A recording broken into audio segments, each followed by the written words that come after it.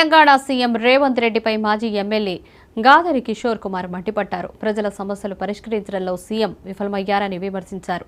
CM కుర్చీ కోసమే ఆర్భాటం చేస్తున్నారని ఆరోపించారు. రైతులకు సకాలంలో నీళ్లు అందించి అన్నదాతలను ఆదుకోవాలని గాదరి కిషోర్ కుమార్ డిమాండ్ చేశారు.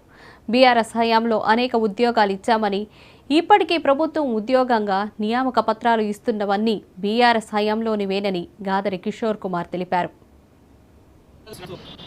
ముఖ్యంగా మా ఉమ్మడి నల్లగొండ జిల్లా రైతాంగం దాదాపు 3.5 లక్షల ఎకరాలు ఆగమైపోతున్నటువంటి ఒక పరిస్థితిని వివరిస్తూ, వీడియోలు చేస్తూ, సెల్ఫీలు చూపిస్తూ, పంటలను తగలబెట్టుకుంటూ, పశువులను మేపుతూ కూడా నిరసన తెలియజేస్తూ, ఇగో మా బతుకు పొరపాటు ఏమరపాటో జరిగి నిన్ను గెలిపించిన పాపానికి మాకు ఇది శిక్షణ అని చెప్పేసి ప్రశ్నిస్తున్నటువంటి ఈ సందర్భంలో కనీసం ఈ కరువు గురించి కానీ, సాగునీటి సదుపాయం లేకపోవడం గురించి కానీ, కరెంటు సదుపాయం లేకపోవడం గురించి కానీ ఎక్కడా పల్లెత్తు కూడా మాట్లాడకుండా, కనీసం కరువు మీద సమీక్ష నిర్వహించకుండా, రైతాంగానికి సాగునీరు ఇవ్వటానికి కనీసం కరువు యాత్ర చేసి ఆ రైతుల బాధలు తెలుసుకోకుండా ఎంతసేపు రాజకీయపరమైన ఆరోపణలు, కేసీఆర్ ఇంకా దిగుకుంటే పోతే నేను పీసీసీ ప్రెసిడెంట్ లెక్క నా హోదా పెరిగినా నా బుద్ధి మాత్రం మారదు, ఎందుకంటే వేమన శతకం చెప్పినట్టు గంక